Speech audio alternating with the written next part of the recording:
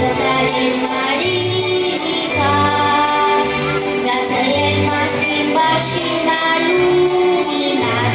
Iisus, prietenul meu minunat, ce frumos și plăcut e să fii creștin, să trăiești credință mereu, să te simți un copil al lui Dumnezeu, ce plăcut e să fii creștin.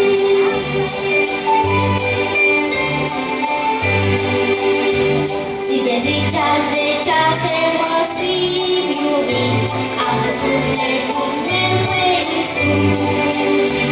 El e Mântuitorul meu drag și scump, ce veghează la viața mea.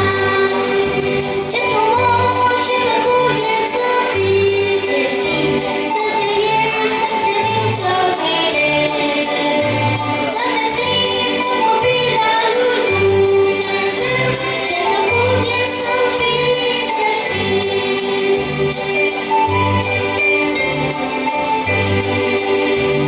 Nu asta ascultându tu suflet pierdut, din viață credință ridică-te sus, că-ți e rămâne cu Iisus, cu prietenul tău minunat.